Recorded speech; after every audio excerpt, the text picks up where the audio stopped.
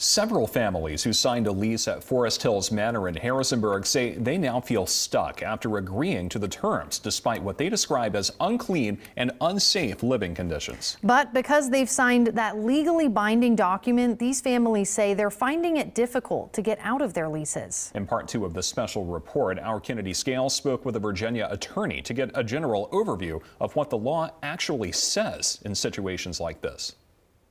Mold, insects, falling ceilings, and electrical issues. Students and parents say those are the reasons they're regretting signing a lease with Forest Hills Management, an off-campus townhome complex just within walking distance of James Madison University. Some people say they've become so fed up they've even gone to court. So I hopped on a Zoom call with Amanda Riemann, a lawyer and partner with AC Riemann Law, to get expert perspective on tenant rights, lease agreements, and how cases like this are handled in court. She says in the Commonwealth, landlords and tenants are governed by the Virginia Residential Landlord and Tenant Act. Both parties have duties under the law. Tenants must keep the property clean, but landlords must also respond to any notice of a problem. So, for example, if a tenant says, hey, there's mold in my apartment and it's not caused by the tenant's own negligence of leaving the shower running, leaving the bathtub running, at a minimum, depending on what that contract looks like, there should be a notice clause. So if the mold returns even after someone has come out to clean it, what does that suggest from a legal standpoint?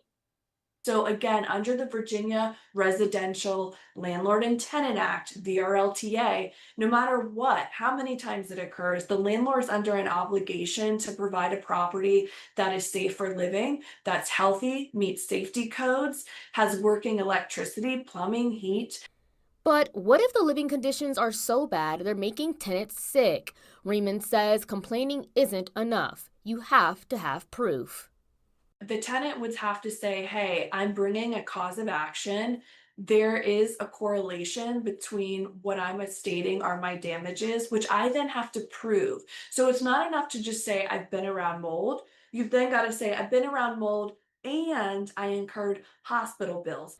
Riemann says litigation does come with risk. At some point, tenants have to weigh whether pursuing a case and racking up attorney fees is worth it, or whether it's better to do your due diligence and move on. You're not coming up with the outcome yourself. You're deciding a judge who's a third party neutral. You don't know that judge. You don't have a relationship with your judge. They're supposed to be impartial. And because of that, the risk you run is the outcome that you hope for might not be what the judge thinks is a proper interpretation of the law.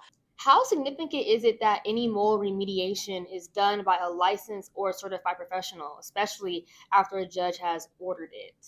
So once mold is remediated, that's fantastic, but you have to make sure that it's done by someone who is licensed to treat that mold and knows what they're doing. The reason why is if this is an area that's going to be re-rented, meaning another occupant or another tenant is going to come into that space, this cannot be a recurrent problem. That would be against public policy.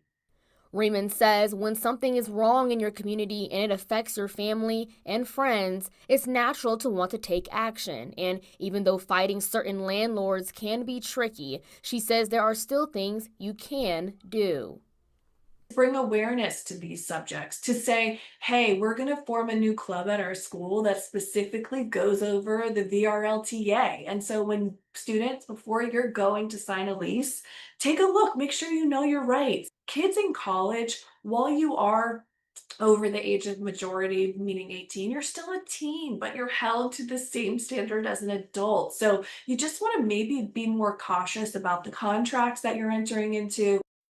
Now, Riemann does remind people to simply do their due diligence by going to inspect the site before signing a lease. If you find issues, she says you have the ability to negotiate contracts if you know how to do it, which is why it's so important to educate yourself on the law beforehand.